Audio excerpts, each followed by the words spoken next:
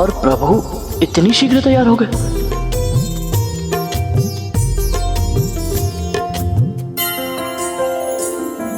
अभी तो भैया अरुण भी उदित नहीं हुए। भोर से भी पहले इतनी सुबह कौन आ सकती है?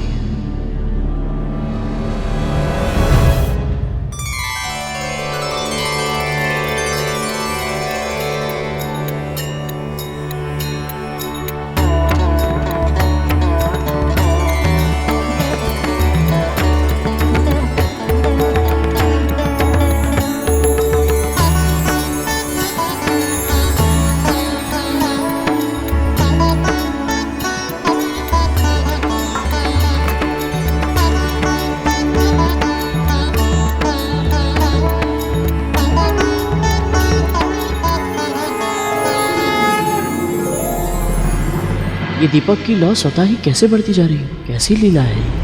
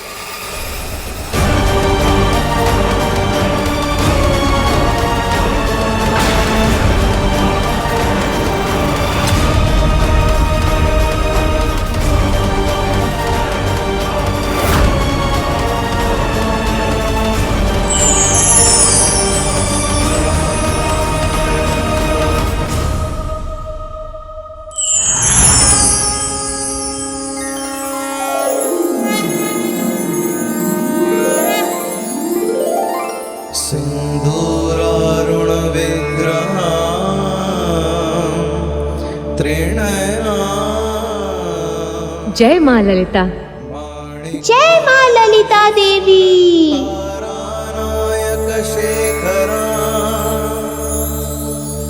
स्मित मुखी माँ पीन वक्षोरुहा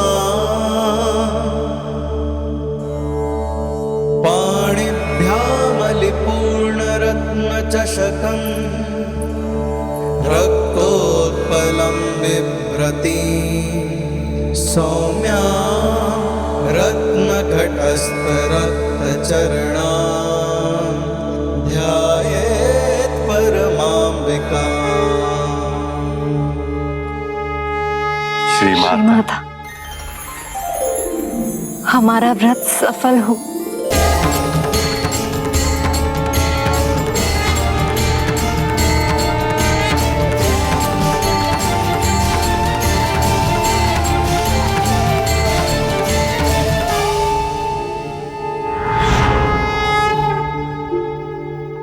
गरुड़,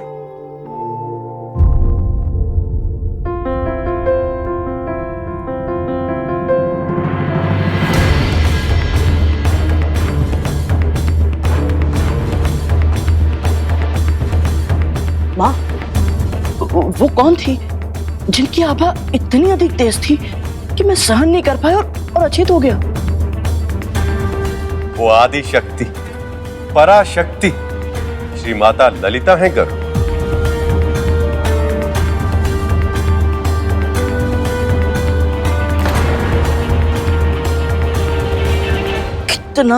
कितना अभागी हूं मैं। प्रभु, ना तो मैं आपका वाहन बन पाया, ना मां ललिता के दर्शन कर पाया, ना ही उनका आशीर्वाद ले पाया। मैं भला इतना दुर्बल कैसे हो गया माँ? गरुड़, वो इसलिए कि तुम्हें उनकी शक्ति का आभास नहीं है। आदि शक्ति, पराशक्ति श्री माता को जानने से पहले सभी को यह अहंकार होता है कि उनके पास जो शक्ति है वो उन्हीं की है। पर अहंकार तो टूटता ही है और उसके बाद ही शक्ति को हम जान पाते हैं। जानते हो, ये भूल केवल तुमसे नहीं हुई, प्रभु के साथ भी कुछ ऐसा ही हुआ था।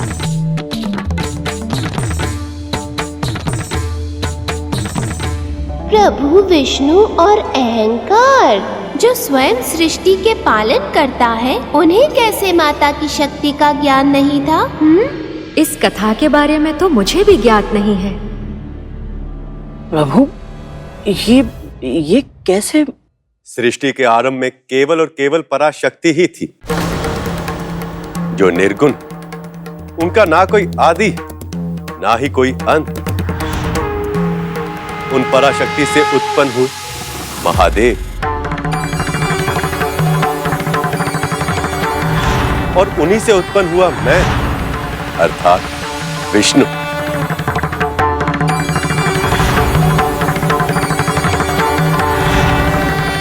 जब मैं योग निद्रा में था तो मेरी नाभि से जन्मे ब्रह्मदेव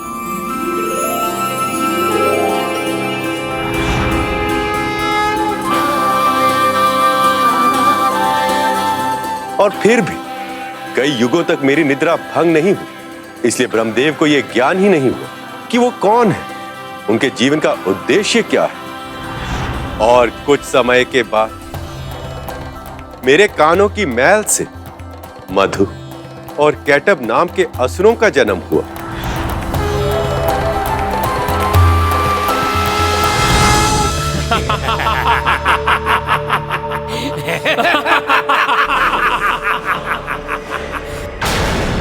वो दोनों असुर ब्रह्मदेव का भक्षण करके अपनी भूख मिटाना चाहते थे।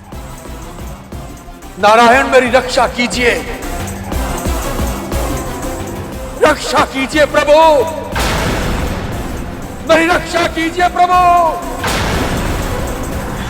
ब्रह्मदेव के आह्वान से मेरी निद्रा टूटी और मैं अपनी शक्ति के अहंकार में उन दोनों असुरों से युद्ध करने लगा।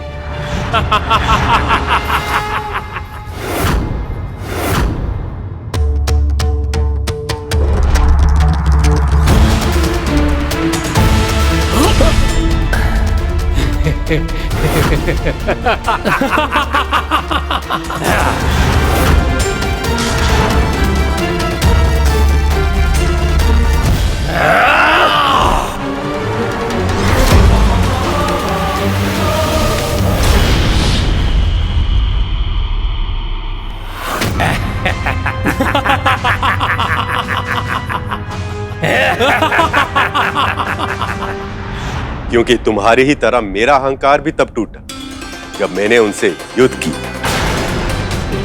क्योंकि जब पूरे प्रयास के बाद भी मैं उन्हें पराजित नहीं कर पाया, तब मुझे उस शक्ति का आभास हुआ जिसे हम सबका जन्म हुआ, जो सृष्टि के निर्माण का कारण थी, जिसके प्रताप से मधु कैटब इतने अधिक बलवान बन गए थे। और तब मैंने उन पराशक्ति की स्तुति की। उनकी स्तुति करने के बाद मुझे नवरात्रि व्रत के 9 दुर्गा पूजन का ज्ञान हुआ।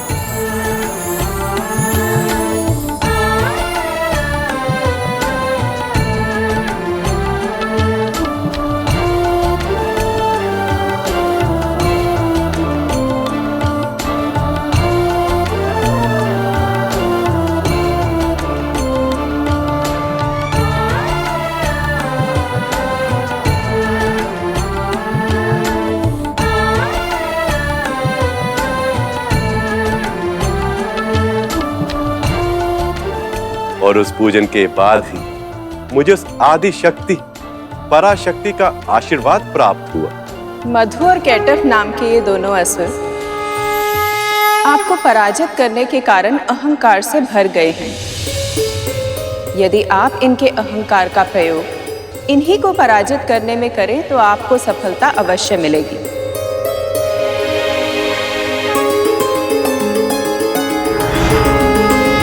स्वयं को महाशक्तिशाली समझते हो ना तुम, पर हमने तुम्हें पराजित कर दिया। मैं विष्णु आप दोनों के अंदर छिपी शक्ति से हार स्वीकार करता हूं। अब मेरी आप दोनों से यह विनती है कि आप दोनों महाशक्तिशाली योद्धा मुझ निर्बल को एक वरदान दें।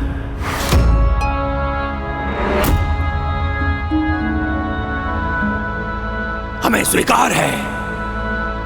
मांगो, क्या मांगते हो?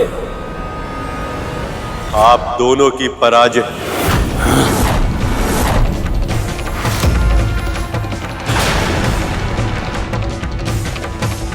आप दोनों की मृत्यु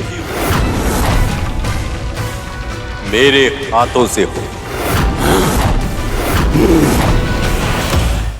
हमारे वरदान का प्रयोग हमारे ही विरुद्ध कर लिया तुमने। हम अपने वरदान का मान रखेंगे। हम तुमसे पराजित होने को तैयार हैं, किंतु स्मरण रहे, हमारे देह का एक भी अंश व्यर्थ नहीं होना चाहिए।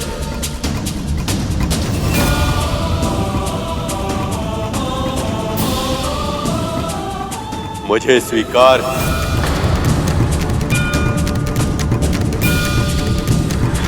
पराशक्ति श्री माता की सहायता से मैंने उन दोनों को पराजित किया और ब्रह्मदेव की सहायता से उनके देह से पृथ्वी बनी। इस तरह मुझे मेरे कर्तव्य का ज्ञान हुआ और ब्रह्मदेव को उनके उद्देश्य का भान हुआ।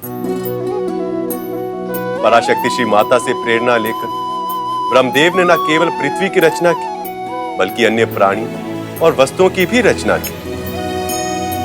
श्री माता के ज्ञान के बिना किसी भी प्राणी को उसके जीवन का उद्देश्य पता नहीं चल सकता। सचमुच श्री माता माँ ललिता की शक्ति अपरंपार है। जी प्रभु।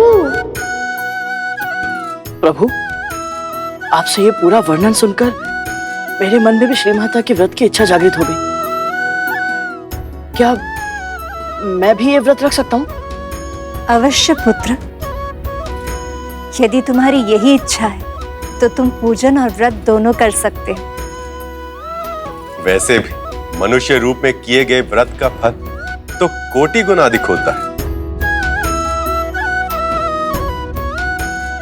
धन्यवाद प्रभु। धन्यवाद माँ।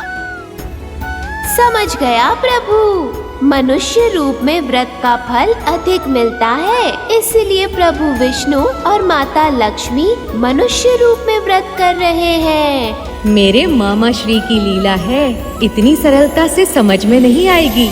इस व्रत और इस कथा के पीछे अवश्य ही कोई विशेष उद्देश्य छिपा है।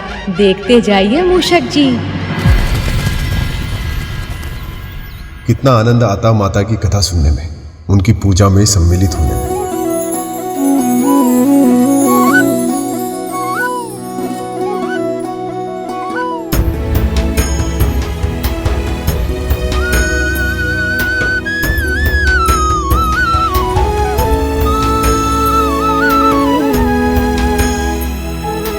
यदि आपका इतना अधिक मन कर रहा है जाने का, कथा सुनने का, तो आप चले क्यों नहीं जाते? हम नहीं जा रहे हैं इसका अर्थ ये नहीं है कि आप भी नहीं जा सकते।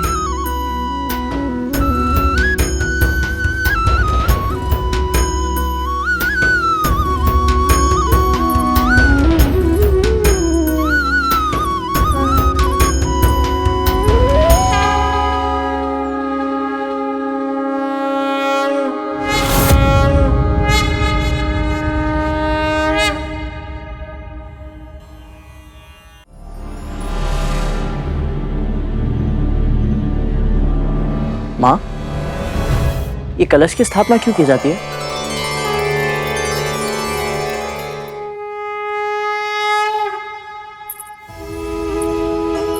करो, कहते हैं कि कलश में सभी देवी देवताओं का वास होता है। एक तरह से पराशक्ति श्री माता की पूर्णता का प्रतीक है ये। और वो मिट्टी में उगने वाली जौ प्रकृति की प्रतीक है।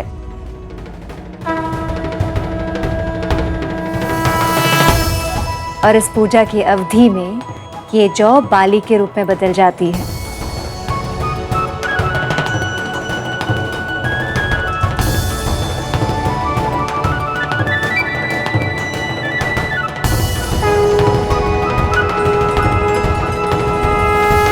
जय मां विंध्यवासिनी, जय मां भगवती। जय मां भगवती। पधारी। श्रीमान, आपकी धर्मपत्नी नहीं है? जी जी, वो तनिक व्यस्त थी। अच्छा ही हुआ श्रीमान कि आप आ गए। मेरी पत्नी नौ दुर्गा की बहुत सुंदर कथा सुनाती। मैं तो जितनी भी बार सुन लूं, मुझे कम ही लगता है। आइए। हाँ जी।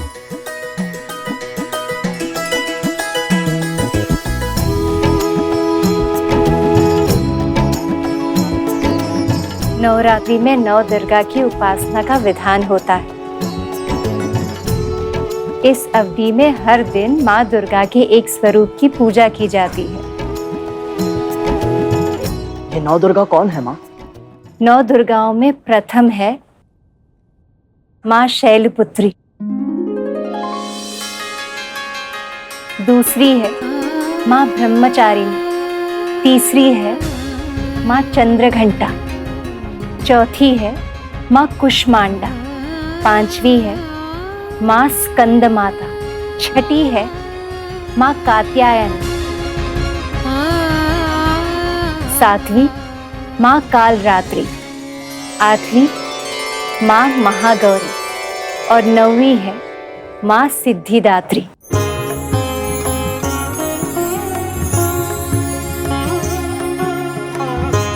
ये सभी स्त्रियों की 9 अवस्थाओं की प्रतीक है,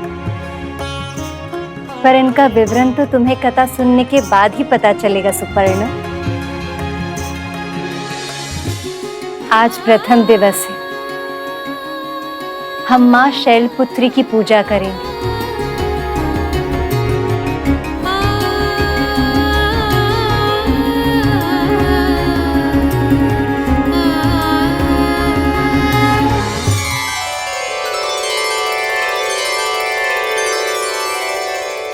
हे श्री माँ माता ललिता, अपने जीवन का लक्ष्य प्राप्त करने में मेरी सहायता करें माँ। हे माँ ललिता, मेरी पत्नी को भी सद्बुद्धि दीजिए माँ, ताकि वो भी आके आपकी कथा सुने और उस पर भी आपकी कृपा हो।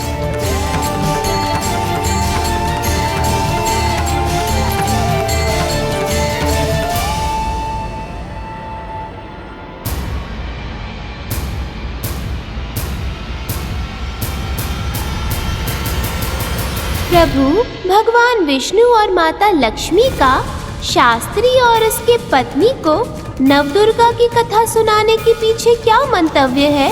देखते जाइए मूषक जी, मामा श्री अपने भक्तों के लिए कुछ भी बिना कारण नहीं करते।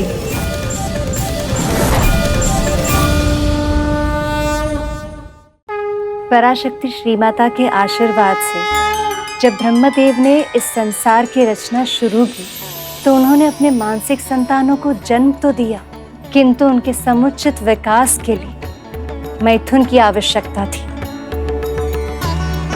ब्रह्मदेव की प्रार्थना पर शक्ति शिव से अलग हो गई और निराकार होकर इस संसार में समा गई। शक्ति के इस निर्गुण रूप से पूरे संसार में जीव जंतुओं, पशु पक्षियों, वनस्पतियों और वृक्षों का विकास होने लगा, सृष्टि पनपने लगी और संसार रूपाकार पाने लगा। पर शिव तो शक्ति के लिए पूरी तरह निष्क्रिय हो गए थे। ध्यान में, अपने तप में वो पूरी तरह लीन हो गए। पर संसार को शिव से ही वो ज्ञान मिलता है जिससे उत्तम व्यवस्था स्थापित हो सकती थी। ऐसी व्यवस्था जिसमें वेद, न्याय, साहित्य, व्याकरण, कला, संगीत, ज्योतिष, ऐसी सभी विद्याओं का ज्ञान प्राणी मात्र को होता। और ये ज्ञान महादेव शिव सक्रिय होने के बाद ही दे सकते थे। पर शिव को सक्रिय करने की शक्ति केवल और केवल आदिशक्ति के पास ही थी। प्रभु, फिर तो संसार के लिए बहुत बड़ा संकट उत्पन्न हो गया होगा ना? इसका निवारण कैसे हुआ होगा प्रभु? ये तो आपको मामी श्री की कथा से ही ज्ञात होगा मूषक जी। आदिशक्ति श्री माता को साकार करना बहुत आवश्यक था और इसलिए ब्रह्मदेव अपने पुत्र प्रजापति दक्ष के पास गए।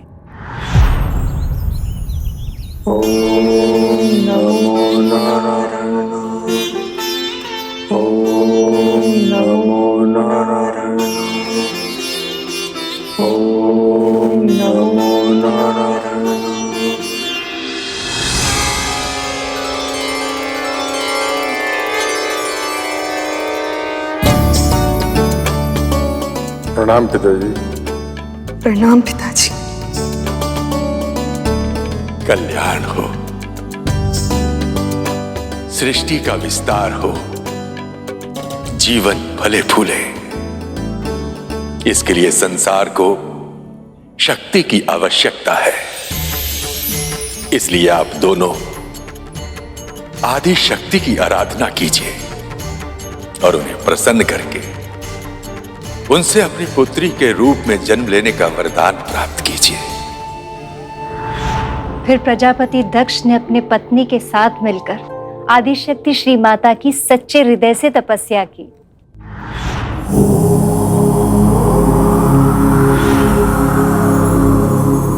आप दोनों की तपस्या सफल हुई।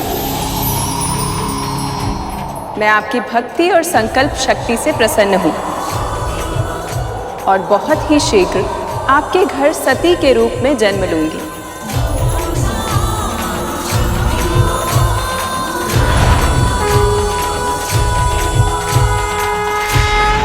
और कुछ माह बाद आदिशक्ति ने मनुष्य रूप में जन्म लिया। अरे मेरी प्रिय पुत्री, इसे मैं सबसे योग्य पुत्री बनाऊंगा।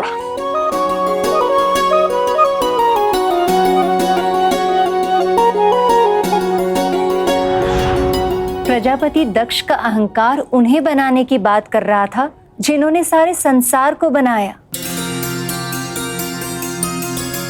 दक्ष को यह पता ही नहीं कि जिस पुत्री को वो अपने प्राणों से भी अधिक प्रेम करते हैं, एक दिन उसी पुत्री के कारण उनका शीश उनके धड़ से अलग कर दिया जाएगा।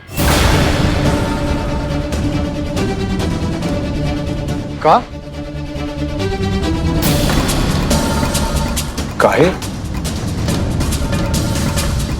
मुझे तो आश्चर्य होता है प्रभु कि जिस पुत्री के लिए प्रजापति दक्ष और उनकी पत्नी ने इतनी तपस्या की, जिसने गोद में आते ही उनके हृदय को प्रसन्नता से भर दिया, उसी के कारण उनके पिता को इतना कठोर दंड मिला। आश्चर्य की बात तो है, परंतु संतान और माँ बाबा का संबंध ही कुछ ऐसा है।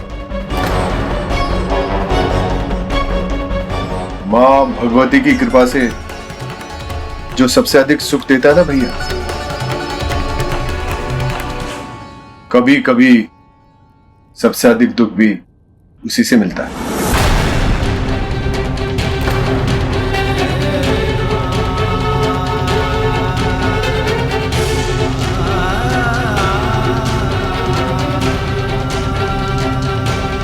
क्या हुआ प्रभु? क्या छुपा है आपके इस संकेत के पीछे?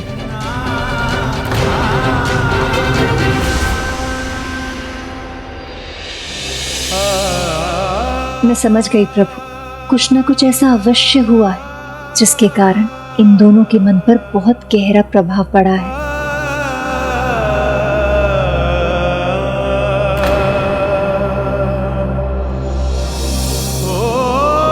कभी कभी भगवान हमारी इच्छा पूरी नहीं करते, केवल इसलिए क्योंकि भगवान हमें वो देना चाहते हैं जिसकी हमें बहुत आवश्यकता है, पर हमें आभास नहीं होता।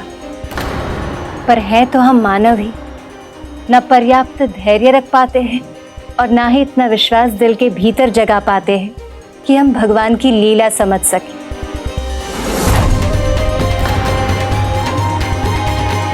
प्रजापति दक्ष की भी यही इच्छा थी कि उनके पद और प्रतिष्ठान के स्वरूप उन्हें पहचान और सम्मान मिले, पर उन्हें ये समझने की आवश्यकता थी कि जिन्हें वो अपना शत्रु मान रहे थे, वो महादेव शिव उनसे भिन्न नहीं थे। इस संसार में हर आत्मा शिव का ही अंश है और मुक्ति के बाद उन्हीं में लीन भी हो जाती है। दक्ष के मन में महादेव के लिए जितनी घृणा थी और सती के मन में उनके लिए कितना प्रेम था,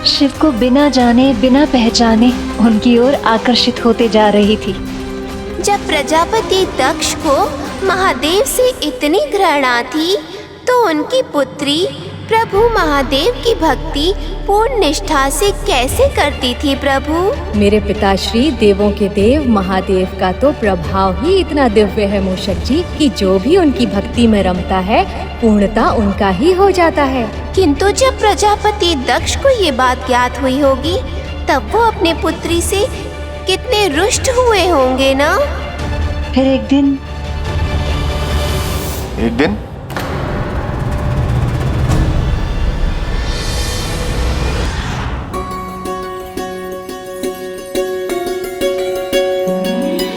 नहीं माँ, ये मैं तोड़ूंगी।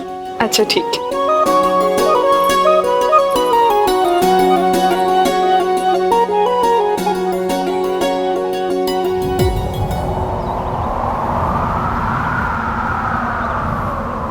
ये प्रकाश कितना अद्भुत है ये।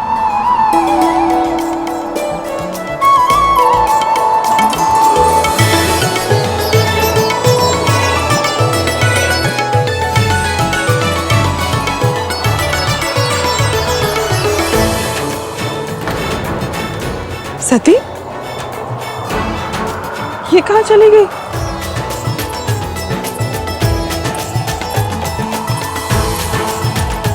सती, पुत्री, सती।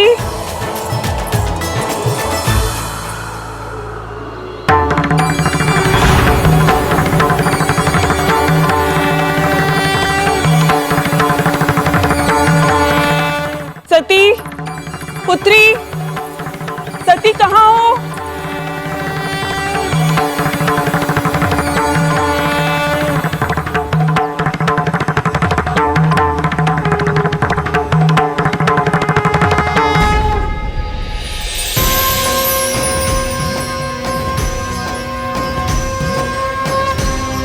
पुत्री, कहाँ चली गई?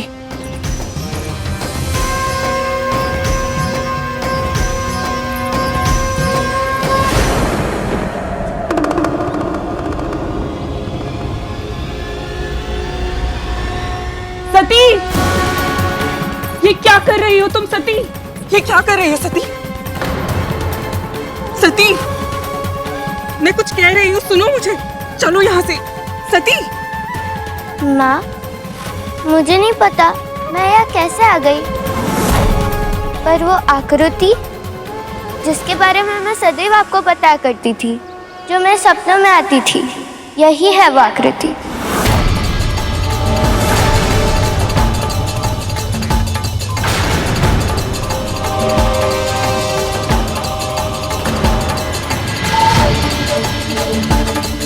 ऐसा नहीं हो सकता, असंभव।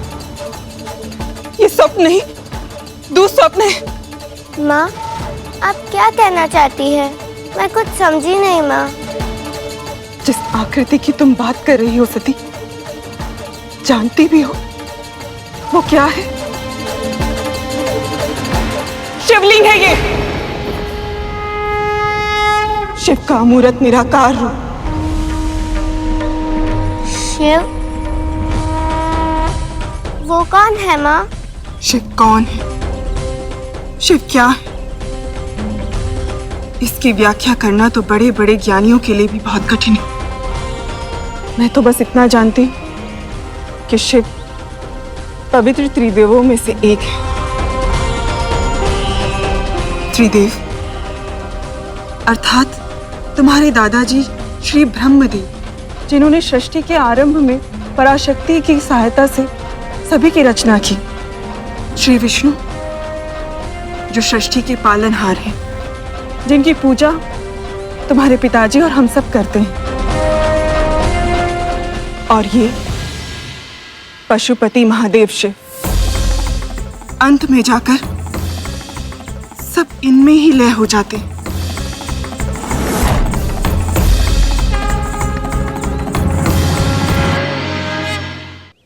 यदि ये इनका निराकार अमूर्त रूप है, तो ये अपने साकार रूप में कैसे दिखते हैं माँ? मैंने कभी शिव के साक्षात दर्शन तो नहीं किए, किंतु जो ज्ञान मुझे तुम्हारे पिताजी और दादाजी से मिला है उसके अनुसार अन्य सभी देवी देवताओं से एकदम भिन्न है। यायावर का जीवन जीते, कभी रेशमी वस्त्र या अन्य आभूषण धारण नहीं करते। इनके एक हाथ में डमरू और दूसरे हाथ में त्रिशूल वास करता है। बैल इनका वाहन है। अधिकतर अपनी समाधि में ही मग्न रहते हैं और इस स्थिति में इन्हें कुछ भी पता नहीं चलता, यहाँ तक कि क्या हुआ माँ, आप रुक क्यों गई? सती, यहाँ जो कुछ भी हुआ, मैंने तुम्हें शिव के बारे में जो कुछ भी बताया तुम इसे फिर कभी नहीं दोहराओगी, और अपने पिताजी के सामने तो बिल्कुल भी नहीं, समझी? अर्थात मैं पिताजी को शिव के बारे में कुछ भी ना बताऊं? ऐसा क्यों माँ? बहुत छोटी हो सती, इन सब बातों को जानने की कोई आवश्यकता नहीं है अभी। तुम बस इतना जान लो कि तुम्हारे पिताजी को इस घटना के बारे में बिल्कुल भी पता नहीं चलना चाहिए, अन्यथा उन्हें बहुत दुख पहुंचेगा। पर माँ, सती तुम्हें मेरी सौगंध, तुम अपने पिताजी के सामने शिव की चर्चा तक नहीं करोगी, कभी भी नहीं।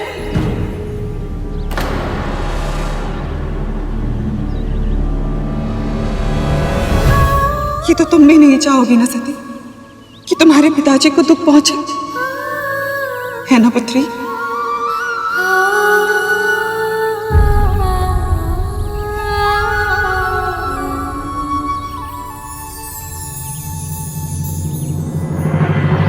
तो क्या देवी सती ने प्रभु महादेव की भक्ति त्याग दी? प्रभु, हम चाहे कितना भी प्रयास कर लें, परंतु नियति ने जो हमारे लिए निर्धारित किया है वो होकर ही रहता है। और माता सती के साथ भी वही हुआ मूषक जी, जो उनके लिए नियति ने निर्धारित किया था।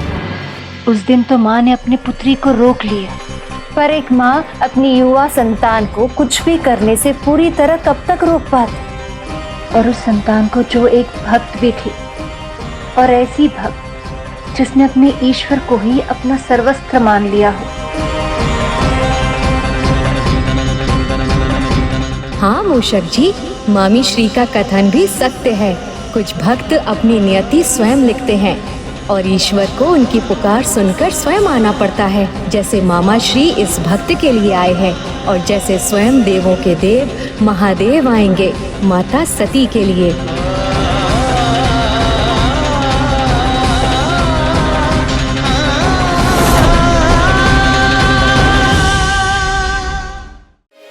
रानी प्रसूति ने शिव के बारे में विचार करने से, बात करने से जितना मना किया था, उतना ही देवी सती शिव की ओर आकर्षित हो रही थी।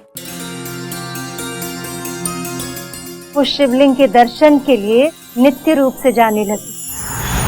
ओम नमः शिवाय, ओम नमः शिवाय, ओम नमः शिवाय, ओम नमः शिवाय। सती, ये फिर से चली आई है।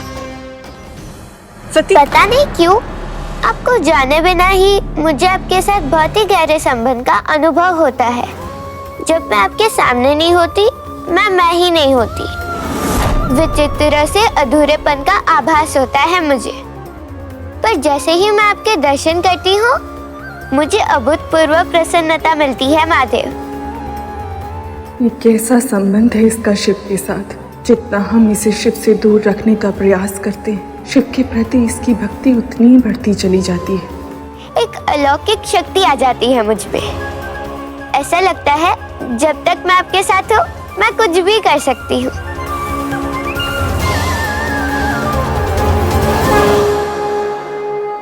ये कैसी परीक्षा ले रहे हैं नारायण? एक और मेरे पति, तो दूसरी ओर मेरी पुत्री। किसी एक को प्रसन्न करने का प्रयास करती हूँ तो दूसरे का हृदय टूट जाएगा। ऐसे में किसे चुनूं मैं? कैसे?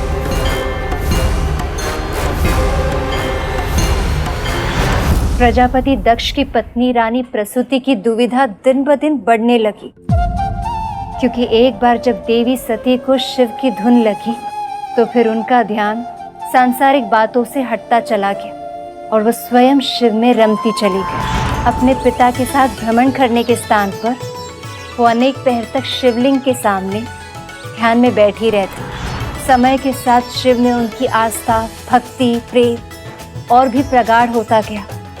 जब शिव से दूर रहना असंभव हो गया तो उन्होंने अपने कक्ष में ही शिवलिंग की स्थापना कर दी। ओम नमः शिवाय।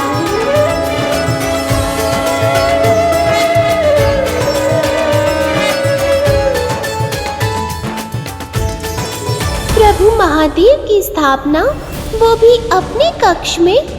जब ये बात प्रजापति दक्ष को ज्ञात हुई होगी तो उन्हें तो अपार क्रोध आया होगा माता सती पर। महारानी प्रसूति अपने पति के क्रोध से और पुत्री की हट से भली भांति परिचित थीं। इसीलिए उन्होंने पिता पुत्री के बीच टकराव से बचने के लिए असत्य का आश्रय लिया। पर वो नहीं जानती थी कि इससे समस्या सुलझेगी नहीं और भी अधिक बढ़ जाएगी।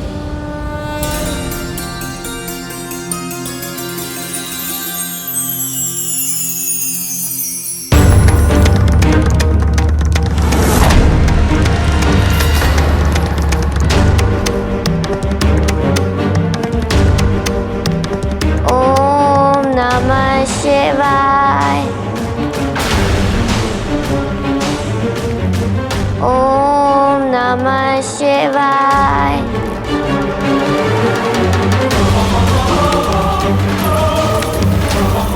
रुकिए महाराज, पुत्री से भेंट करने जा रहे हैं। वो सो चुकी है, आप जाएंगे तो उसकी नींद टूट जाएगी। मेरी कुछ समझ में नहीं आ रहा महारानी, मैं क्या करूं। कुछ समय से मैं अपनी पुत्री के साथ कुछ क्षण बिताना चाह रहा हूं, मगर जब भी उसे भेंट करने का प्रयास करता हूं वो कुछ न कुछ कार्य में व्यस्त होती है। आप भी ना महाराज, अति करते हैं। बात बस इतनी सी है कि आपकी छोटी सी पुत्री अब सयानी हो चुकी है। आप ठीक कह रही महारानी, पुत्रियां कितनी जल्दी सयानी हो जाती हैं। अभी कल ही की तो बात है जब मैंने उसे गोद में उठाया था, अपने हृदय से लगाया था, और अब इतनी शीघ्र वो इतनी बड़ी हो गई कि डोली में बिठा कर विदा करने योग्य हो गई। मेरी सती का विवाह मेरे जीवन का सबसे सुंदर स्वप्न है, जिसे मैं खुली आंखों से देखता हूं। मैं अपनी पुत्री के लिए ऐसा योग्य वर खोजूंगा कि जो भी देखेगा नयास बोल पड़ेगा, सृष्टि की सर्वोत्तम जोड़ी है ये।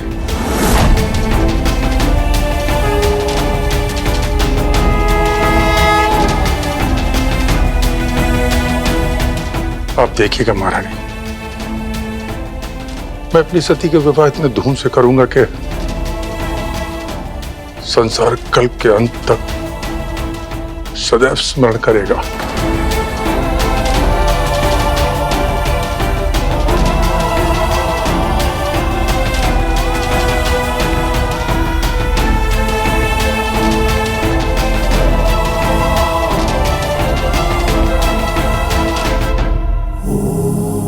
सुना आपने? पिताजी अब मैं विवाह के बारे में सोचने लगे हैं। पर मेरे मंदिर के देवता तो सिर्फ आप ही हो। पति रूप में आपकी जो छवि मेरे कल्पना में है उसे मैं सत्य बना दीजिए महादेव। रानी प्रसूति ने बहुत समय तक शिव के प्रति अपनी पुत्री की रुचि को छिपाए रखा, पर भक्ति का रंग इतना गहरा होता है कि छिपाए नहीं छिपता। और फिर एक दिन देवी सती के साथ कुछ ऐसा हुआ।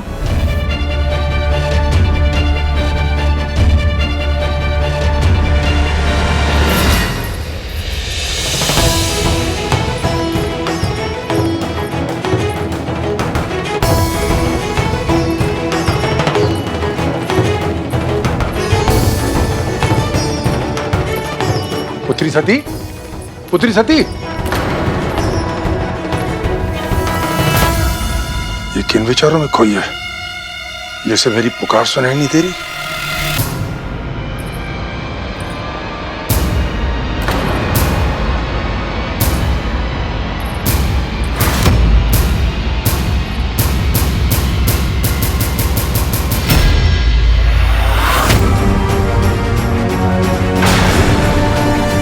ये तो बेलपत्र है जो शिव को प्रिय है, परंतु ये मेरे महल में कैसे?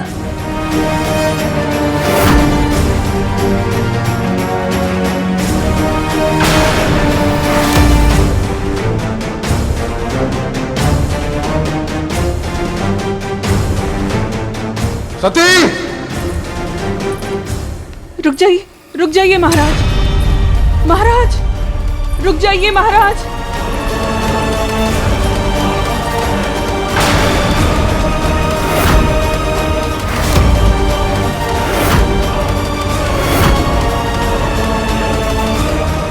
सती!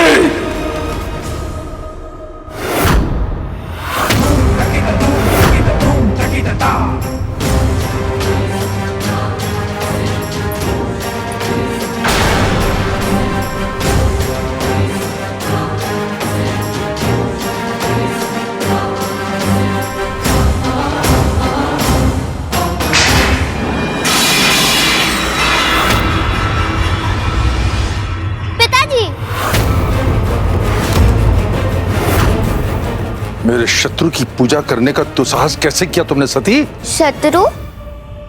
अवश्य आपको कोई भ्रम हुआ है पिताजी। मेरे शिव तो भोले हैं, बिना किसी भेदभाव के सबको अपना लेते हैं वो। तो फिर उनके साथ आपकी या किसी की भी शत्रुता कैसे हो सकती है पिताजी? क्या जानती हो तुम शिव के बारे में पुत्री? अवश्य किसी ने उल्टी सीधी कथाएं सुना के बहकाया है तुम्हें। किंतु मैं अपने महल में भक्ति और भगवान का अपमान सहन नहीं करूंगा। इस महल में केवल प्रभु श्री नारायण का वास होगा, किसी भस्म प्रेमी पशुपति का नहीं। समझी तुम? सेवकों,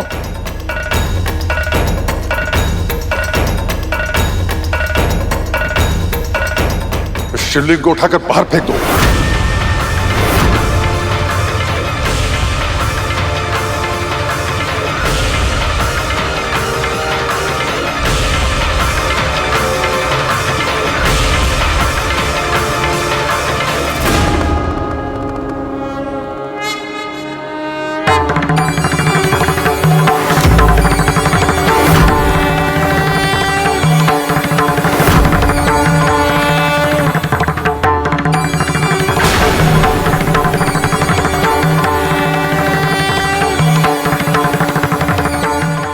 सारे सेवक मिलकर भी जिस शिवलिंग को उठा तक नहीं पा रहे, उसे मेरी ये फूल सी कोमल पुत्री लाई कैसे थी यहाँ?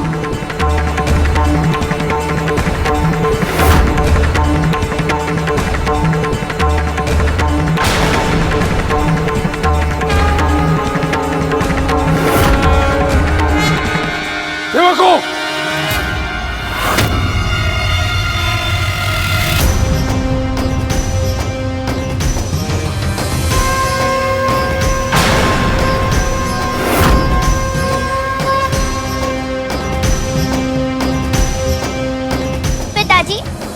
मुझसे दूर नहीं कर सकते। सती, मुझे रोक के दिखाओ तुम।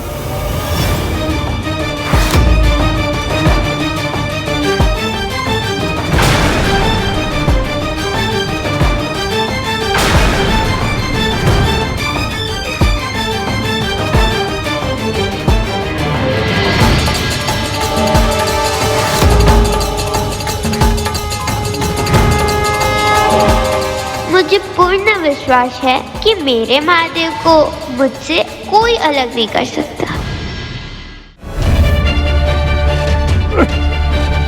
आपका प्रयास व्यर्थ है पिताजी। शिव स्थिरता का प्रतीक है। इनकी इच्छा के विरुद्ध ना तो कोई इन्हें कहीं ले जा सकता है और ना ही कहीं से हटा सकता है।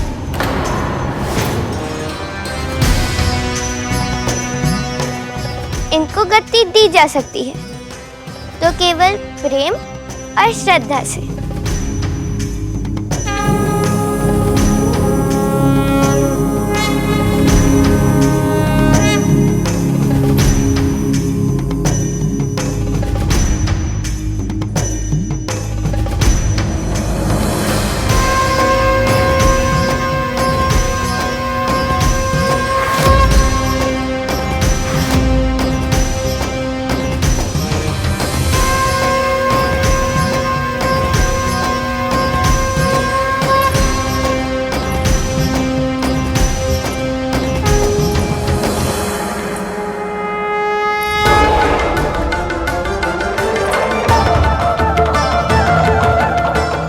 दुखी नहीं करना चाहती, इसलिए मैं इनको यहाँ से ले जा रही हूँ, पर मैं इनकी आराधना बंद नहीं करूँगी।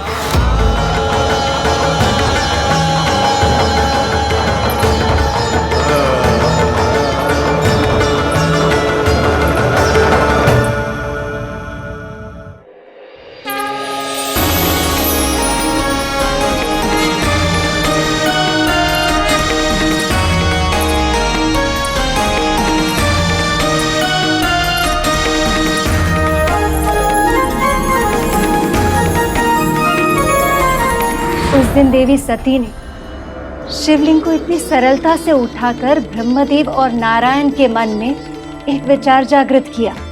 केवल देवी सती ही वो शक्ति है जो अपने भक्ति और प्रेम से महादेव के मन को झकझोर पाएगी। उन्हें साधना से बाहर लाकर सक्रिय कर पाएंगी और इसीलिए उन्होंने सती के मन में शिव को पति रूप में पाने के संकल्प को और भी अधिक दृढ़ कर दिया। दूसरी ओर दक्ष अब भी सत्य को स्वीकार नहीं कर पा रहे थे कि उनकी पुत्री उस भूत भावन शमशानवासी से प्रेम करती, जिनसे उन्हें केवल बैर ही नहीं घृणा भी थी।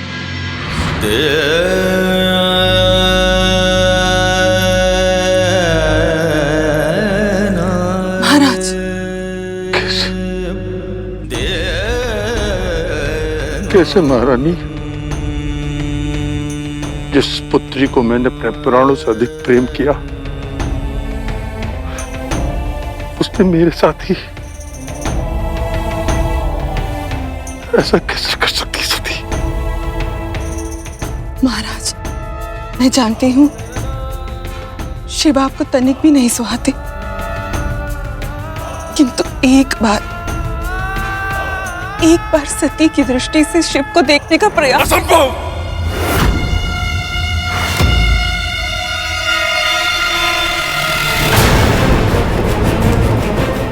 उस पशुपति ने मेरा घोर अपमान किया था,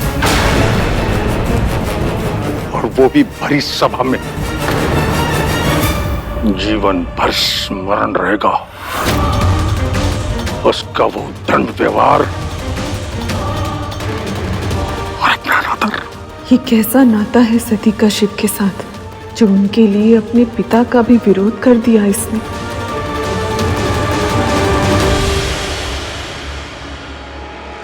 महादेव और अपमान, किंतु प्रभु महादेव तो किसी का भी अपमान कर ही नहीं सकते हैं, वो तो कितने स्वच्छ स्वभाव के हैं। सही कहा आपने मूषक जी, किंतु जब व्यक्ति स्वयं का मान आवश्यकता से अधिक करने लगता है तो उसके अंदर अहंकार जन्म ले लेता है, और अहंकार के समक्ष जो नहीं झुकता उसे वो अपना शत्रु मानने लगता है। ऐसा ही हुआ था प्रजापति दक्ष के साथ। ये कथा तो हम भी नहीं जानते, तनिक विस्तार से बताइए ना, भगवती की कृपा से। ये देवी सती के जन्म से पहले की बात है। एक दिन प्रयाग में अनेक ऋषि, महर्षि, महात्मा, मुनि आदि ज्ञानी एकत्रित हुए। ज्ञानियों का सम्मान तो ईश्वर भी करते हैं, इसलिए ब्रह्मदेव और महादेव भी वहां पधारे।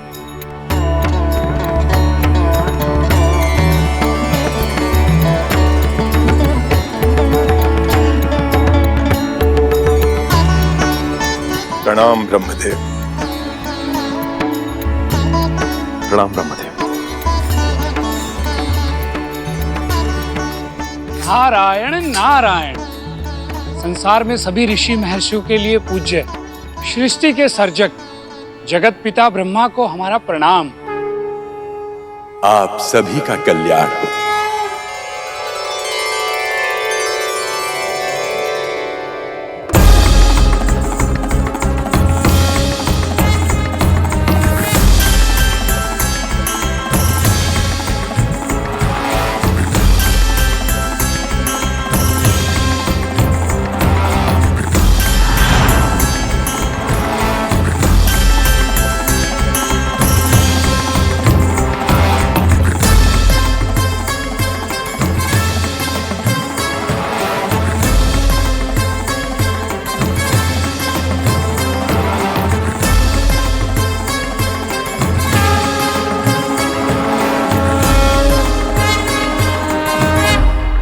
भूत भावन पशुपति महादेव शिव शंकर को प्रणाम स्वीकार हो। इस सभा में पधार कर आपने इस सभा की शोभा बढ़ाई है महादेव। आपको कोटि कोटि प्रणाम। आप सभी महर्षियों की ज्ञान सभा में उपस्थित होना मेरे लिए सम्मान की बात है। महर्षि कश्यप, आसन ग्रहण कीजिए महादेव।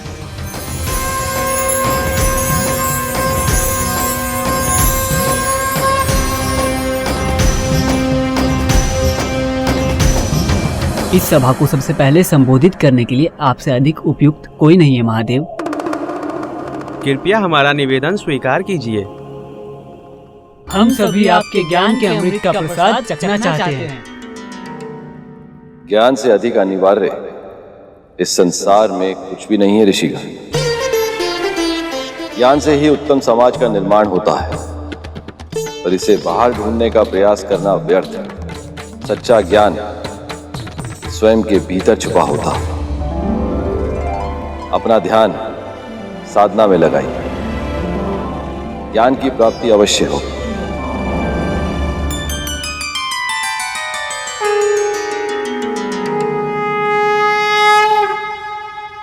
ब्रह्मपुत्र ब्रह्मांड के अधिपति प्रजापति महाराज दक्ष पधार रहे हैं।